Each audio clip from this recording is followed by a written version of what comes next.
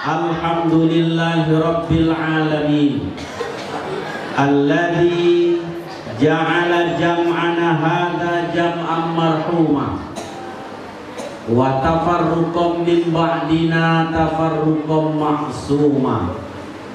Ashhadu an la ilaha illallah wa ashhadu anna Muhammadar Rasulullah. Allahumma salli ala Muhammadin wa ala ali Muhammad, amma ba'du. Rabbi shrah li sadri wa yassir li amri wahlul 'uqdatam min lisani yafqahu qawli.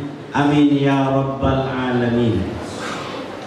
Al-mukarram wal muhtaram, yang sama-sama kita muliakan dan kita hormati, Buya pimpinan Pondok Pesantren Al-Ikhwan Kiai Haji Irwan LCMA. Kita doakan semoga Buya ini cepat menyelesaikan doktornya. Kalau sudah 600 santri mengaminkan Buya, cepat selesai. Kemudian yang juga sama-sama kita hormati dan kita muliakan, Raisul Madrasah Ats-Tsanawiyah wal 'Aliyah, Kepala Sekolah Madrasah Tsanawiyah dan 'Aliyah Pondok Pesantren Al-Ikhwan. Kemudian yang sama-sama kita hormati dan kita muliakan, Majelis Asatidz wal Ustadzah, Dewan Guru Ustadz dan Ustazah, yang insya Allah Ustadz dan Ustazah tadi sudah saya tanya ke Pak Kiai, ke Buya, yang jumlahnya lebih dari 30 orang, baik itu musyrik maupun musyrifah yang ada di Pondok Pesantren Al-Ikhwan ini, semuanya mendidik santriwan dan santriwati dengan penuh keikhlasan. Mudah-mudahan ini menjadi amal jariah bagi Ustadz dan Ustazah. Amin. Selanjutnya santriwan yang soleh dan santriwati yang solehah. Ustadz jujur saja, tahun 92 saat itu kelas 3 SMP pindah masuk pondok pesantren. Nama pondok pesantrennya Nurul Islam Sri Bandung. Di mana tuh? Tahu? Tidak tahu. Ini pondok pesantren tertua di Sumatera Selatan. Berdiri tahun 1931. Sudah lahir? Ada sudah lahir? Ketika itu Buya, saya sudah kelas 3 SMP. Tapi saat SD,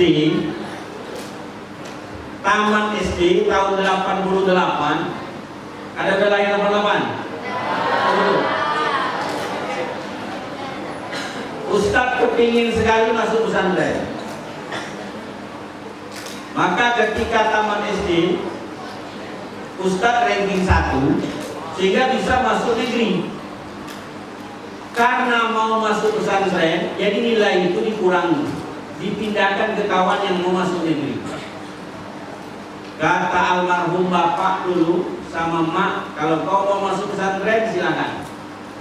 Tapi ingat, jauh dari mak, jauh dari bapak. Ustadz ini anak bungsu. Ada anak bungsu sini?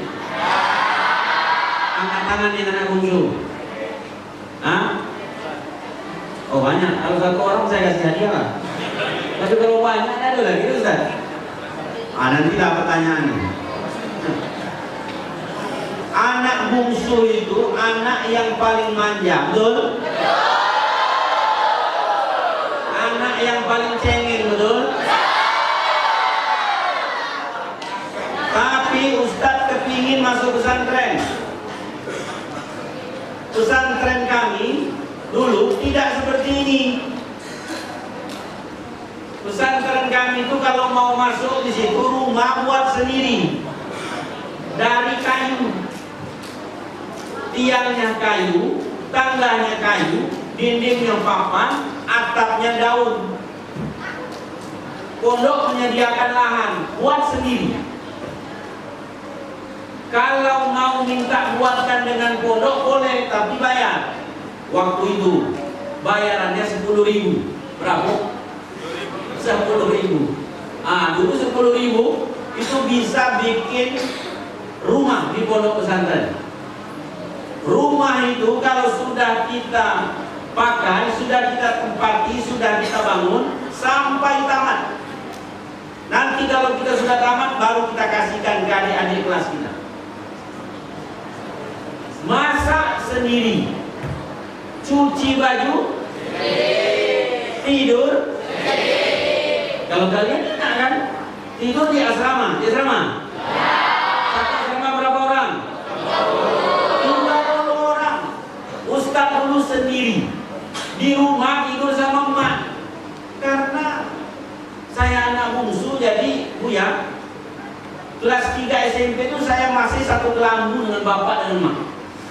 Bayangkan, karena anak bungsu kelas SMP masih satu kelambu sama emak sama bapak. Halo. Pindah ke pondok pesantren, tidur sendiri. Akhirnya Ustadz tak bisa tidur semalaman. Takut. Ujung-ujungnya pintu kamar dikunci, pintu rumah mengedor punya kawan. Apa? Numpang di tidur. Malam besok aku caranya biar aku berani. Udahlah. Akhirnya tidur duluan. Rupanya tidur duluan, nanti jam 1 bangun. Bangun jam 1 tak mau tidur lagi. Ada tikus lewat, ada suara jangkrik, mulailah buduk-buduk berdiri. Sehingga 1 minggu itu malam ini tidur di pondok si A, malam besok tidur pondok si B. Terus akhirnya diejek sama kawan. Seperti ini laki-laki apa kata kawan? Begitulah dulu. Di pondok kan kawan kalau bilang ke kita tak lagi mandang-mandang lagi, agar kita tadi berani. Kalau seperti ini katanya kan, tak bisa kok jadi laki-laki jadi banci aja katanya. Begitulah dulu. Akhirnya karena selalu bilang kawan seperti itu, mau takut mau apapun diam dalam kelambu sampai subuh. Walaupun tak tidur, merem aja dalam kelambu. Rupanya tidak ada yang ditakut waktu. Takut yang itu tidak ada itu. Begitulah kisah dulu.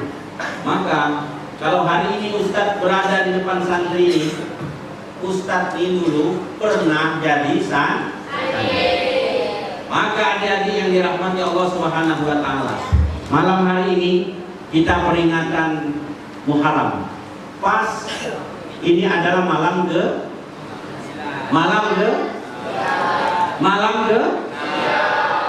serius 9-10 loh 9-10. Nah, ini mana yang benar nih? Santriwan, ini malam keberapa nih? Ikhtilaf nih, berbeda pendapat ini. Yang santriwati ini malam keberapa? Kompak dia. Setelah maghrib tadi sudah habis masuk Asyura. Maka besok itu Asyura, kita dianjurkan berpuasa. Namanya puasa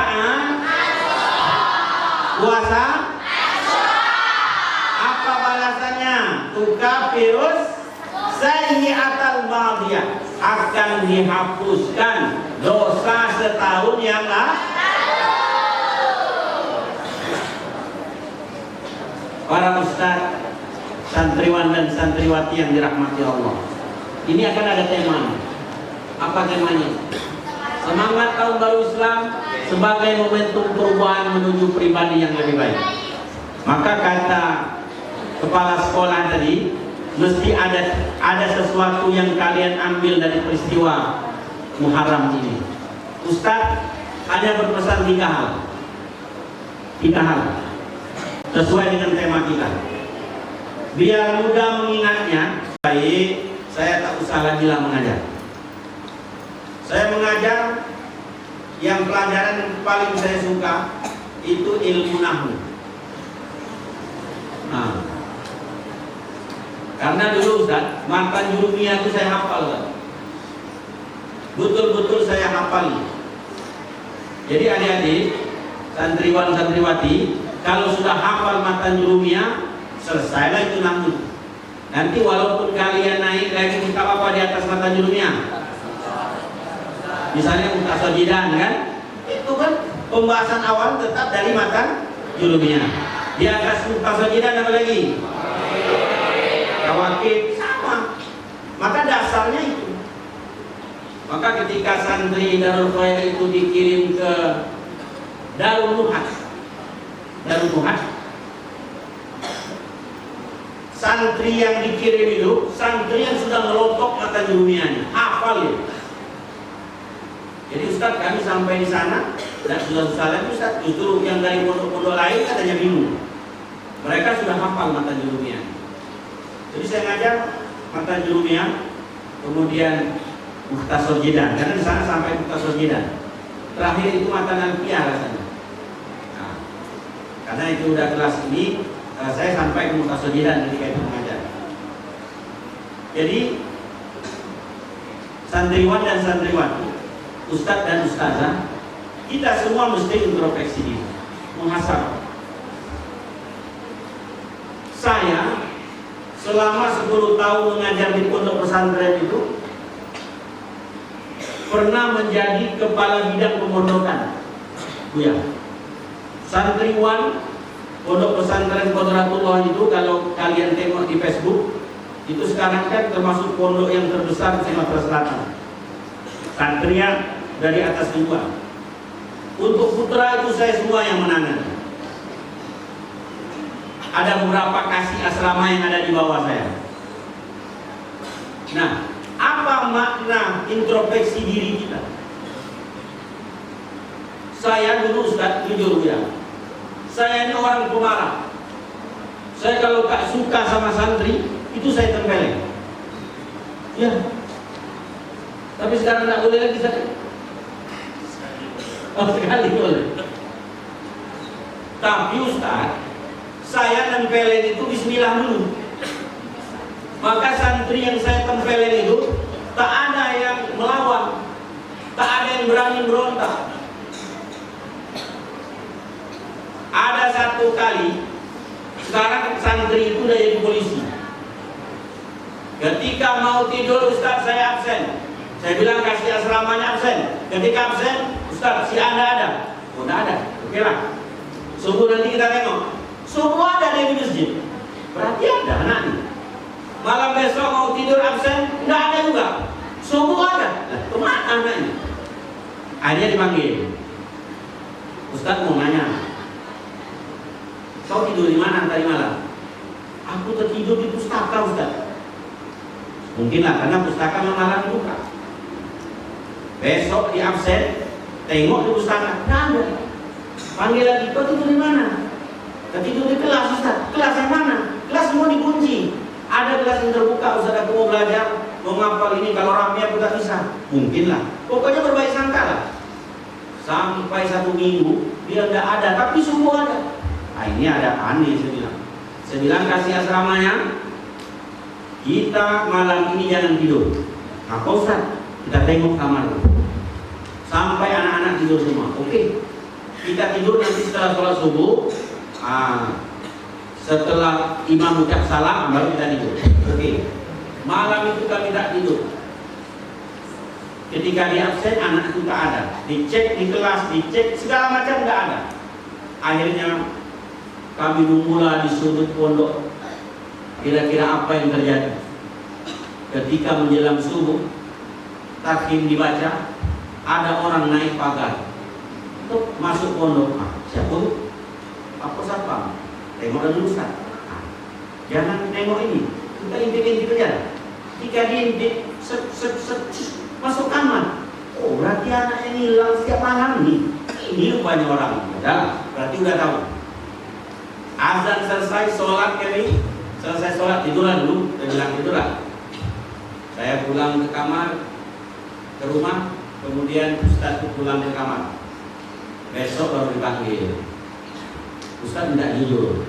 Ya Ustaz, kok berapa malam sebenarnya kemana? Tidak ada di asrama. Ustaz aja tidak tahu katanya. Kan udah saya bilang, tidur di sini, tidur di sana, tidur di sini. Oh macam alasan. Ustaz nanya sekali lagi, kau jujur lah. Sebenarnya kau kemana? Sudah 2 kali saya nanya. Kalau sudah 3 kali saya nanya, kau tidak jujur, saya kembali kau. Udah dijanjikan seperti itu. Akhirnya dia tak mau jujur. Ketiga kali, sesuai dengan janji kan? Pang satu kembali. Tengok ini, udah, kan? Udah bilang. Mau tak lama lagi, jujur lah. Sebelum Ustaz kasih tahu, Ustaz udah tahu kau kemana. Baru dia ngaku, Ustaz, aku keluar Ustaz. Kemana kau keluar? Aku ke Palembang loh Ustaz. Karena kan jalan itu melintas antara kabupaten sama kota Palembang. Jadi kapan kau balik lagi? Sebelum subuh Ustaz aku naik mobil lagi balik. Memangnya apa masalahnya? Ustaz, bapak sama mak mau cerai. Rupanya itu masalahnya. Udahlah. Cobalah kau jujur tadi. Kalau kau jujur, tak mungkin Ustaz nempelin bukan? Ustaz kan 3 kali bertanya. Anak itu sekarang jadi polisi. Ketika dia jadi polisi, dia telepon saya. Oh, itu Ustaz masih di Palembang. Apa nih masalah? Ustaz, rupanya Ustaz, tempelengan Ustaz itu, oh itu kecil Ustaz. Kami di polisi dipukul Ustaz, katanya kan, berdarah-darah badan ini. Oh jadi kau tak dendam? Enggak lah Ustaz, aku tidak dendam. Terima kasih karena Ustaz tempelen lah aku jadi polisi. Ada yang mau jadi polisi? Hah? Biar nanti kepala sekolah yang membelennya kan? Jadi Ustaz dan Ustazah, introspeksi diri kita sebagai Ustaz. Karena dulu saya ini luar biasa Ustaz jenisnya. Kalau ada santri merokok, itu jadi dewan tuh yang merokok itu. Dia merokok, ketahuan. Gampang. Kalau mau mencari santri ini merokok, siap makan Ustaznya, siap-siap tunggulah di mana. Karena siap makan masih mau merokok. Walaupun kadang santri ini togaknya depan pintu kan, togak tuh dia mantau juga. Kawannya suruh merokok dalam. Kalau Ustaz kasih tanda-tanda berhenti semua. Macam-macam santri. Karena Ustaz ini santri juga dulu kan. Belajar santri jadi Ustaz pula. Jadi adik-adik yang dirahmati Allah, akhirnya dihukumlah yang merokok tadi. Disuruh merokok 2 batang, jangan dipegang. Begitulah Pak. Sampai habis tuh, kalau jatuh tak usah diambil, dia Ustaz ambilnya. Jadi ketika dia jadi dewan berjumpa Ustaz, saya ingat katanya di lantai 2 rokoknya 2 batang, Ustaz menghukum saya jam 2. Angka 2 itu saya ingat Ustaz. Sekarang saya jadi dewan Ustaz. Kau dendam? Enggak. Alhamdulillah.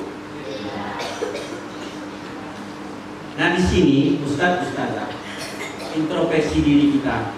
Kalau mendidik itu jangan dengan emosi, tapi mendidiklah dari hati.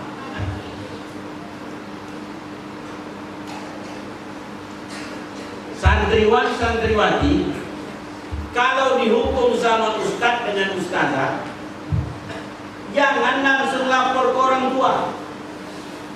Dulu kalau orang tua saya, kalau saya melapor, Bang, saya dukung sama Ustaz. Oh, minta hukum lagi. Itu jawaban Bapak.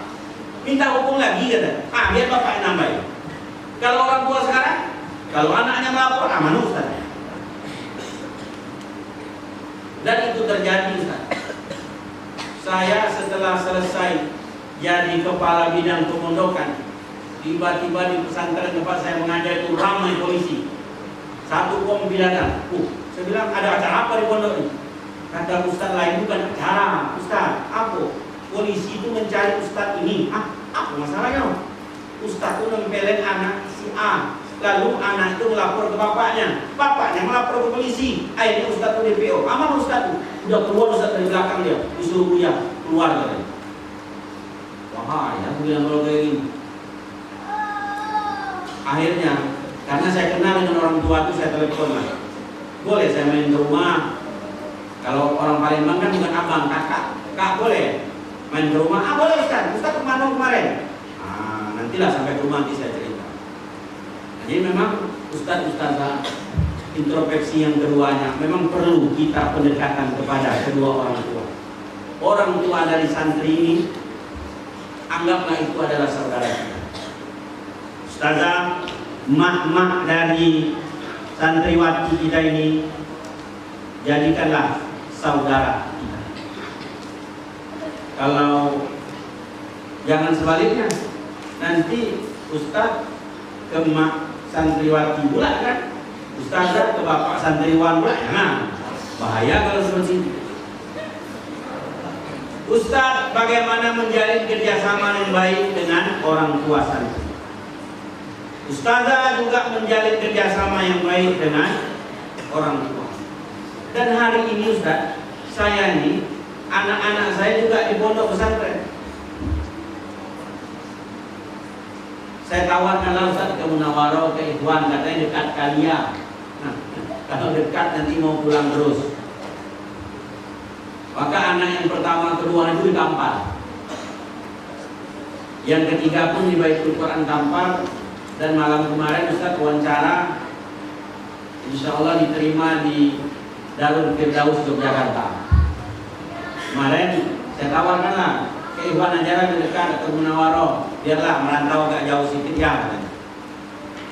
Jadi kami orang tua ini Ustaz, ketika Ustaz itu baik, perhatian luar biasa. Nah, inilah introspeksi diri kita di tahun baru. Sehingga dengan demikian, hubungan orang tua dengan pondok, hubungan orang tua dengan pengelola pondok, dengan ustaz-ustazah baik. Saya dulu ketika saya jadi kepala bidang pemondokan, jujur ya, karena saya baik dengan orang tua, berlimpah-limpah makanan di rumah saya. Ada ustazah yang berlimpah-limpah makanan, tidak termakan-makan lagi. Akhirnya ustaz-ustaz ujang lah saya panggil. Kalau mau makan, datanglah ke rumah, banyak makan. Tidak termakan-makan lagi. Yang ini bawa jeruk, yang ini bawa apel. Karena di Palembang kan, yang ini bawa pempek. Tahu pempek? Gimana bentuk pempek? Jangan pula bilang kayak muka ustaz, jangan. Enak kan? Macam-macam dikasih. Maka kalau ini terjalin dengan baik sebagai introspeksi diri bagi kita, inilah yang nantinya akan menjadi hubungan yang tidak akan pernah putus. Ukhuwah Islamiyah, rasa persaudaraan karena satu agama itu akan terjalin dengan baik. Maka itu Ustaz-ustazah, introspeksi diri kita selaku pengasuh ini penting untuk kita tanamkan. Santriwan dan santriwati juga introspeksi diri. Tadi sudah disampaikan oleh Ustaz kepala sekolah dalam hal ibadah. Sekarang dalam hal ilmu. Dalam hal ilmu. Tadi kita tengok ada santriwati yang tampil. Saya bisik-bisik dengan Buya. Kalau MTQ ikut enggak katanya Ustaz. Padahal anak ini bagus, punya bakat. Saya dulu bisa ceramah ini ya karena latihan. Dulu yang diidolakan itu kalau ceramah siapa? Kiai Haji Zainuddin MZ. Assalamualaikum warahmatullahi wabarakatuh. Alhamdulillah. Gaya Zainul MZ. Nanti pakai kelo naik turun dulu. Pokoknya kalau mendengar ceramah almarhum Kiai Haji Zainul MZ, wah itu talingo mata tidak kemana-mana.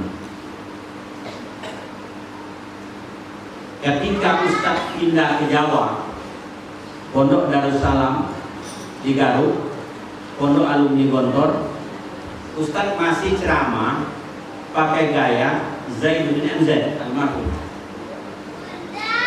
Ternyata ketika lomba di grup itu Ustaz dapat juara 3. Dulu waktu di pondok dulu dapat juara 1. Apalah masalahnya? Rupanya di situ di pondok itu berubah gaya.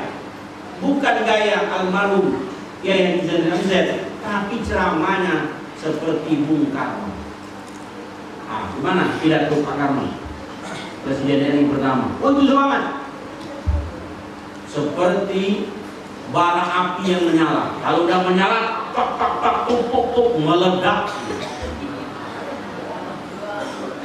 Maka ketika lomba sepondok pesantren ubah gaya.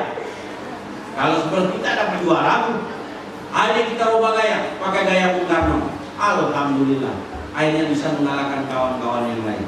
Maka ketika ada yang bibit-bibit bisa berpidato, bisa ceramah, bisa berdakwah bagi adik-adik santriwan-santriwati, inilah yang mesti menjadi introspeksi diri kita. Kenapa kawan itu bisa, saya tidak bisa? Ketika ada kawan yang pandai ilmu nahwu, kenapa dia hafal kok aku tidak hafal? Ketika ada yang hafal mahfuzat, ada pelajaran mahfuzat, man jada, apa lagi? Man sobaro zofiro, mayadulluka ilal khair. Apa itu awalnya? Apa awalnya itu? Teman yang baik itu mayadulluka ilal khair, yang selalu mengajakmu kepada kebaikan. Awalnya apa itu? Halo? Katanya hafal mahfuzatnya. Siapa yang hafal? Ini berapa hafalnya? Hafal Ustaz kasih lihat nih. Nah, ada hadiah Ustaz minta kemudian ini. Ini siapa namanya nih? Siapa namanya? Hafal berapa mahfuzatnya? Udah belajar belum? Udah belajar belum mahfuzatnya? Udah? Belum? Kelas berapa yang udah belajar? Ada belajar mahfuzat? Ada. Kelas berapa? 1 apa? MTS. Mana yang 1 MTS? Ustaz kasih hadiah nih. Kurang duit Ustaz ngambil dalam mobil ini. Silakan, siapa yang berani ke depan? Pokoknya. Ada yang berani? Belum berani. Ketika melihat teman kita bisa, ketika melihat orang lain bisa, mesti muncul pertanyaan. Kalau dalam bahasa orang Bangkinang, why? Apa why? Ngapo? Why you can I can? Ya kan? Kenapa engkau bisa, saya tidak bisa? Itulah introspeksi. Dalam hal ilmu pengetahuan, maka kata Sayyidina Ali, kita dalam ilmu pengetahuan ini boleh rakus, ya kan? Halo? Yang tak boleh rakus itu dalam hal dunia, dalam hal makan, dalam hal harta. Tapi kalau ilmu pengetahuan kita mesti rakus, mesti tomat. Jangan mudah cukup. Hari ini bagi yang tahfiz, yang hafal Quran, dia hanya bisa menghafal setengah halaman. Bagaimana besok bisa 1 halaman? Bagi yang baru masuk, ketika dia pertama datang, dia hanya bisa mengaji saja, tajwidnya belum benar. Bagaimana bulan depan dia sudah bisa untuk mengaji dengan tajwid, dengan tahsin yang baik dan benar? Seperti Ananda Qorik kita tadi kan, luar biasa. Maka iri kepada orang yang bisa seperti itu boleh, sehingga muncul introspeksi diri kita ingin seperti itu.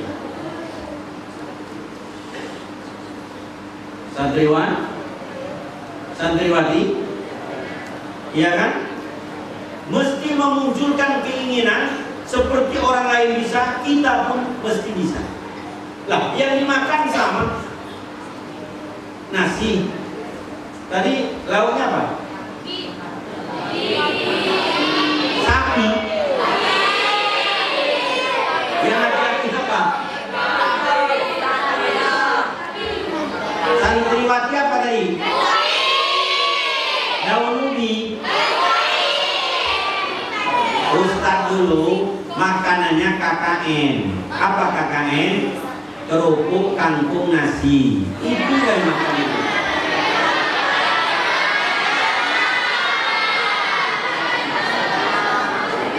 Jadi Bu ya, kalau berjumpa dengan kawan-kawan lama dulu ada ibu yang masak kami.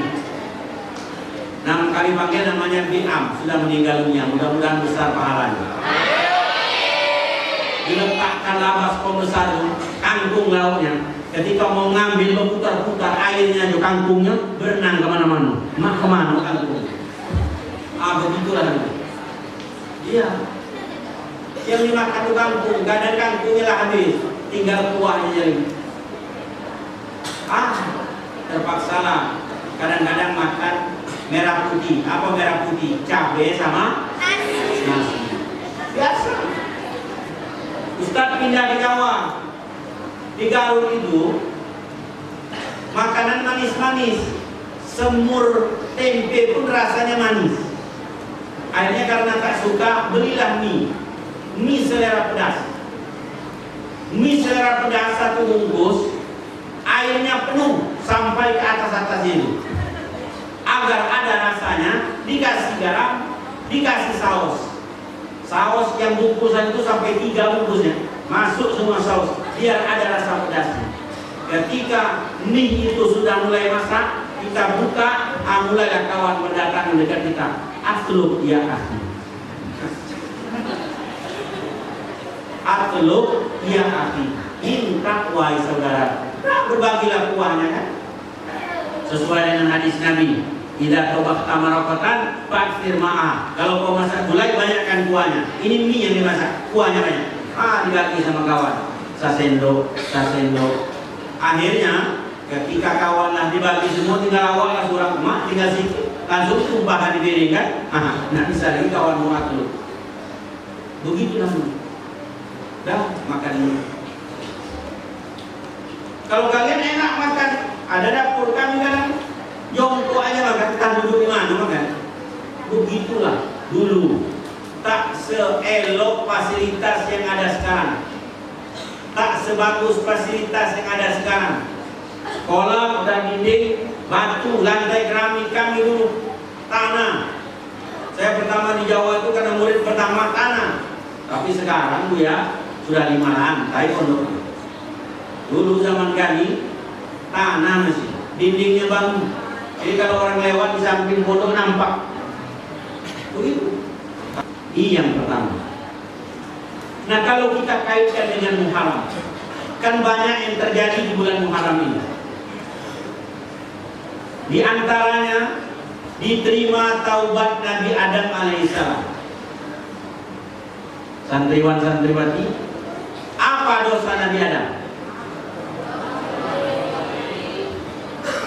Kata Allah, "Qulna ya Adam uskun anta wa zaujukal jannah wa kula minha ragadan haitsu syi'tuma wa la taqraba hadhihi syajarah fatakuna." Wahai Adam, dan istrimu Hawa, tinggallah dalam surga ini. Apapun nikmatnya silakan kau rasakan. Mau makan apapun silakan. Mau fasilitas apapun pakai. Tapi kata Allah, jangan kalian berdua dekat dengan pohon ini.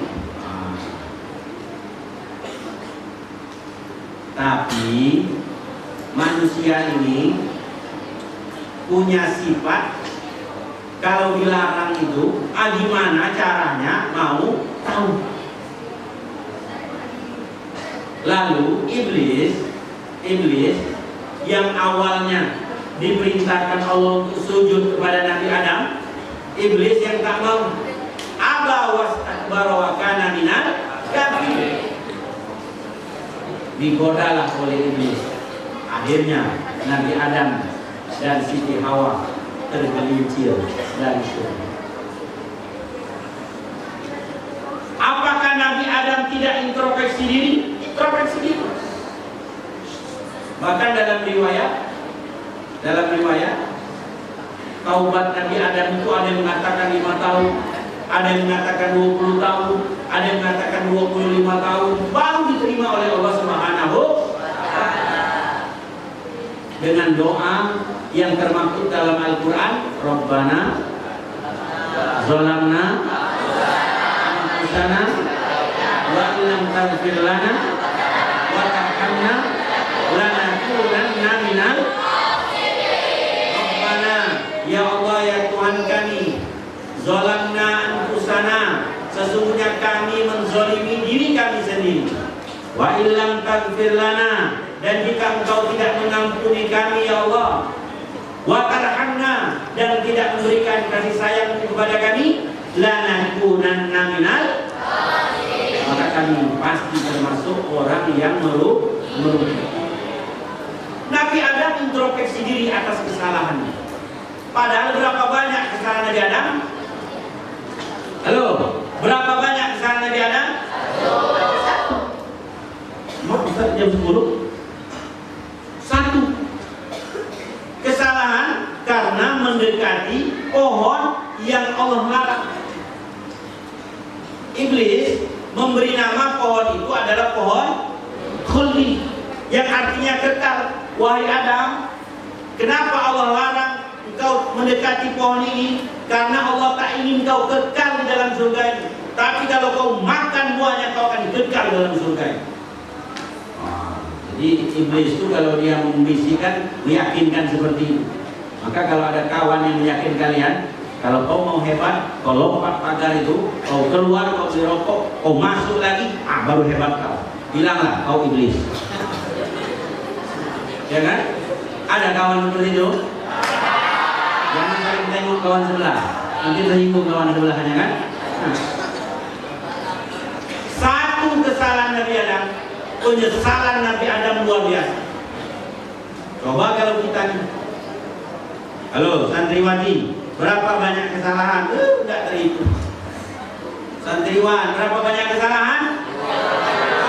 Jangan-jangan masuk buku hitam sama ustaz pengasuhnya. Kalau ini sebentar lagi salah sekali lagi, keluarkan. Saya dulu ada santri yang kalau hilang duit pasti dia mencuri. Panggil, kau yang mencurinya, jujurlah, dia ustaz. Jadi gimana? Nanti kalau orang tua datang kembalikan. Nah, kau jangan mencuri lagi ya. Ya. Hilang lagi kamar, panggil lagi dia. Kau lagi mencurinya. Iya ustaz. Kemarin kau mencuri, ini kau mencuri lagi. Yang penting kan aku jujur ustaz. Lah. 3 kali kau mencuri, ustaz keluarkan kau. Iya ustaz, tidak lagi mencuri. Mencuri lagi. Sesuai perjanjian, ustaz keluarkan. Jujur, ada pun. Ada yang jujur seperti itu? Halo? Sering hilang duit? Sering juga hilang duit? Tahu nggak siapa yang mencurinya? Tahu? Nggak tahu. Jadi santriwan santriwati, pondok pesantren ini tempat yang suci, jangan dikotori dengan dosa.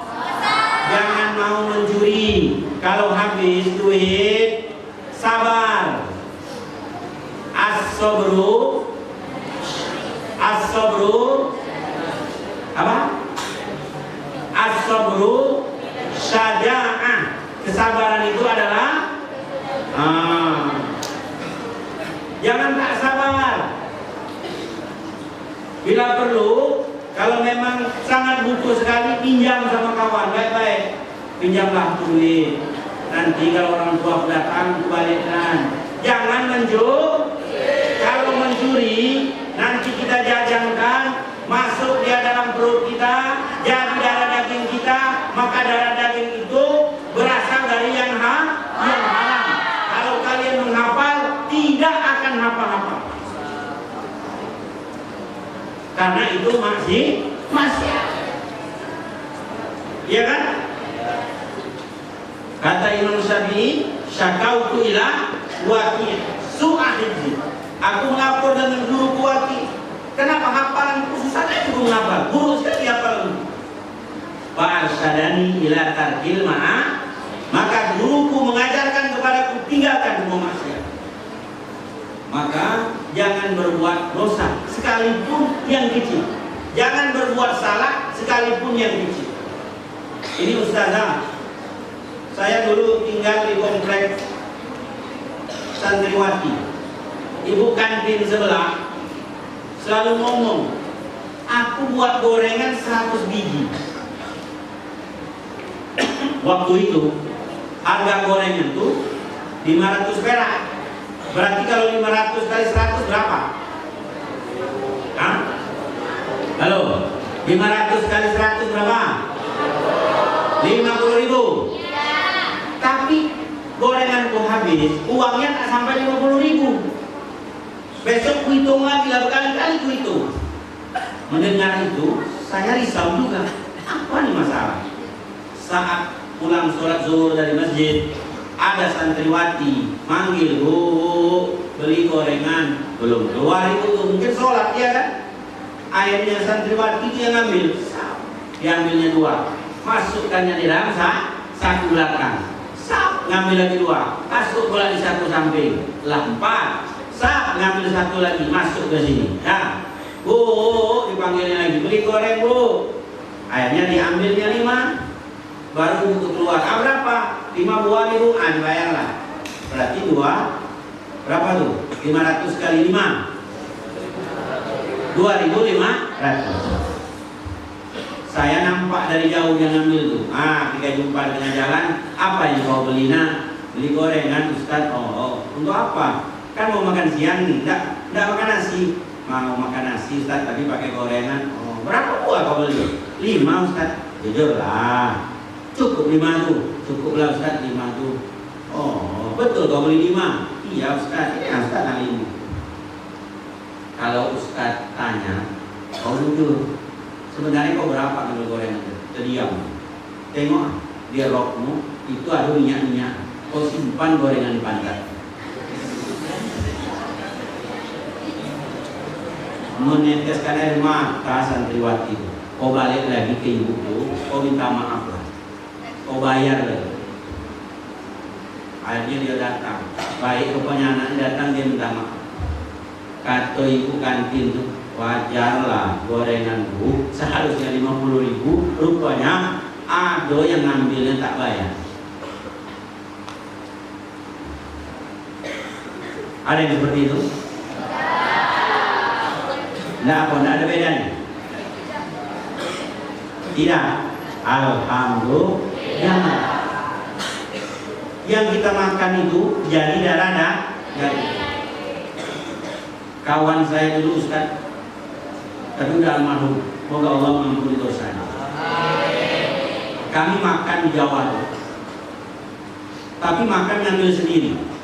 Diambilnya ayam 1 potong, diambilnya nasi, diambilnya telur. Ketika mau bayar, ditanya sama yang kasir itu, makan apa? Telur ayam. Saya pun mendengar dia bilang telur ayam itu kan, ini apa nih maksudnya? Sama kasir itulah telur ayam. Aku tidak salah katanya.